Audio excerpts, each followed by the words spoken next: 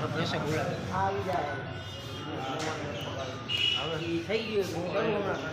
नहीं चलेगी नहीं चलेगी तानाशाही नहीं चलेगी। एडीए जिंदाबाद एडीए जिंदाबाद एडीए जिंदाबाद स्टूडेंट यूनियन जिंदाबाद स्टूडेंट यूनियन जिंदाबाद एडीए जिंदाबाद एडीए जिंदाबाद। तानाशाही नहीं चलेगी तानाशाही नहीं चलेगी नहीं चलेगी।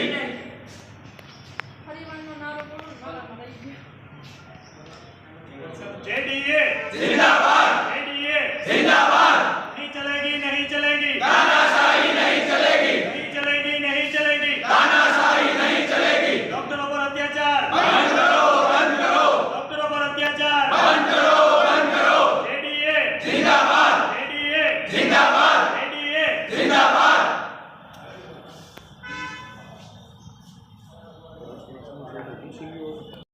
नीचे थोड़ा हजी नीचे रख थोड़ा ओके आपનું નામ ડૉક્ટર ધીમંત મારવિયા।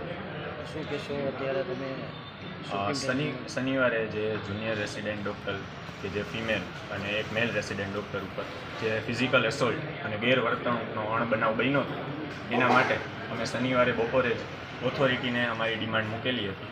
ત્યારબાદ કાલે અમે અમારી રજૂઆત મીડિયા સમક્ષ કરી હતી। આજ સવારે અમે ડીન મેડમ અને જે મેડિકલ સુપ્રિન્ટેન્ડન્ટ સર છે એને અમારું પાછું આવેદનપત્ર આપવા ગયેલા હતા।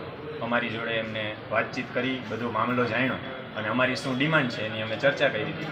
અમારી મુખ્ય 4 ડિમાન્ડ છે બરાબર। એમાં પ્રથમ ડિમાન્ડ એ છે કે જે આના માટે એક્યુઝ છે કે જે અહીંયા ફિમેલ સર્વન્ટ છે ઓન ડ્યુટી અને એના જે સગાઓ છે ફિમેલ સર્વન્ટને ઇમિડિયેટ ઇફેક્ટથી તાત્કાલિક ધોરણે ટર્મિનેટ કરવામાં આવે। પહેલી ડિમાન્ડ એ છે।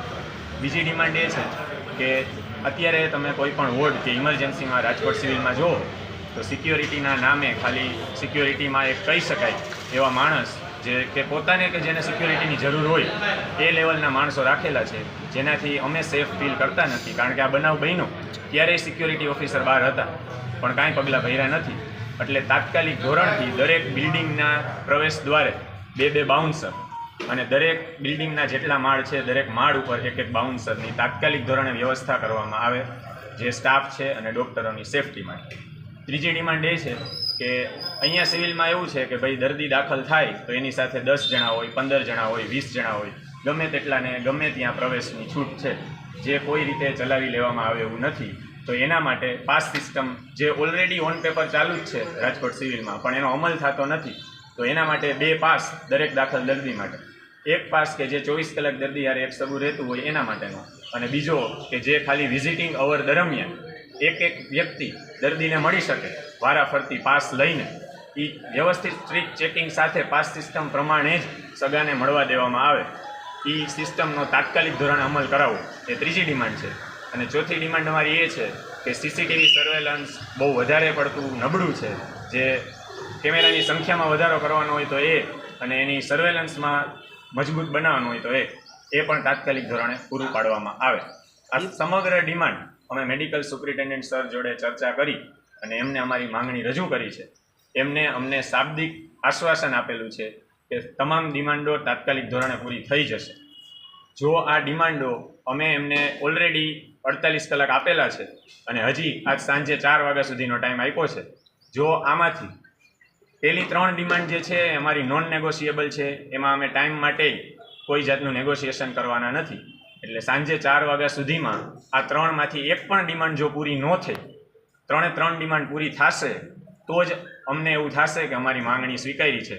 3માંથી એક પણ ડિમાન્ડ જો સ્વીકારી નહીં તો સાંજે 4 વાગ્યાથી દર્દીને હાલાકી ન થાય કોમન પબ્લિક હેરાન ન થાય એના માટે ઇમરજન્સી સેવા ચાલુ રહેશે। એ સિવાયની તમામ નોન ઇમરજન્સી સેવાઓ ઓપીડી અને રૂટીન કાર્ય ઇલેક્ટિવ ઓટીસ બધું બંધ કરી દેવામાં આવશે સમગ્ર જુનિયર રેસિડેન્ટ અને સિનિયર રેસિડેન્ટ ડૉક્ટરો દ્વારા। અને કાલ સવારે 8 વાગ્યા સુધીનો બીજો એક વિન્ડો પીરિયડ આપવાના છીએ। જો પૂરું ન થયું તો પછી કાલ સવારે 8 વાગ્યાથી અમારે મજબૂર થઈને લાચારીથી ઇમરજન્સી સેવાઓ પણ બંધ કરવી પડશે અને એમાં બધા જુનિયર રેસિડેન્ટ ડૉક્ટર અને સિનિયર રેસિડેન્ટ ડૉક્ટર જોડાશે।